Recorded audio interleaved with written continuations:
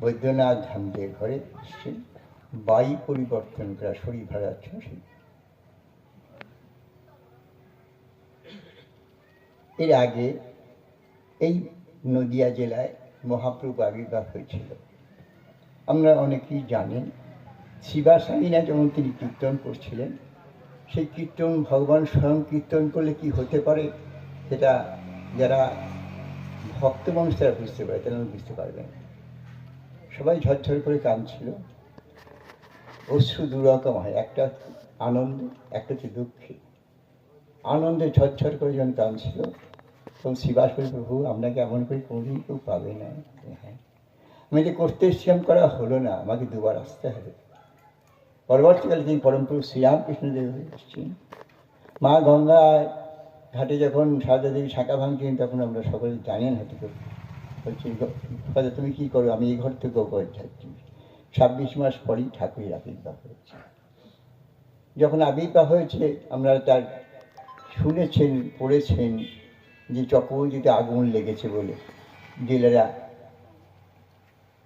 পদ্মা থেকে ছুটে এসেছিল আগুন নেওয়াতে। সেদিকে আগুন নয়, একটা শিশু হাসছে, সদ্য জন্মেছে, তার জ্যোতি এত বিকীর্ণ হচ্ছে, এই যে মনে হচ্ছে চক্রবর্তী আগুন লেগেছে।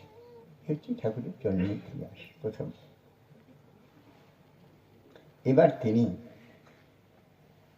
আমাদের যা কিছু প্রয়োজন মানুষের সব কিছু ঠেলে দিয়ে গেছেন, দিয়ে বলেন, আমার মনে হয় আর কারো আসার প্রয়োজন হবে না,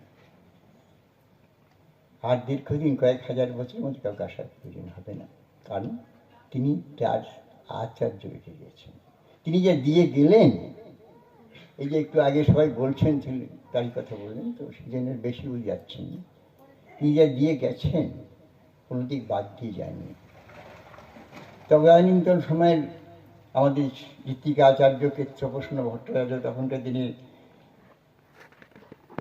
MSc first class first gold medallist ছিলেন। তো তাহলে দেখুন তো কেষ্টদা, আমি কোনোদিন বাদ দিয়ে গেলাম কিনা? না, মানুষের মস্তিষ্কে যত রকম প্রশ্নের উদয় হতে পারে ঠাকুর আমি করেছি সব সমাধান। বলে আমার তো মনে হয় কোনোদিন বাদ দিয়ে গেলাম না। আর আমি যে দিয়ে গেলাম কয়েক হাজার মধ্যে কাউকে আসতে হবে না। কেন? তিনি তার জীবন দিয়ে গেছেন, তার একটা মিটলে তার জীবনকে একটা প্রতিভূ রেখে গেছেন, যিনি আচার্য। বাণী দিয়ে গেলেন, দেবদেবতা হাজার ধরিস, আচার্য যার ইষ্ট নয়, অর্থ তোরা বুঝে রাখিস, জীবন চলায় নেহাত ভয়। এই আচার্যের মধ্যে তিনি প্লে করেন।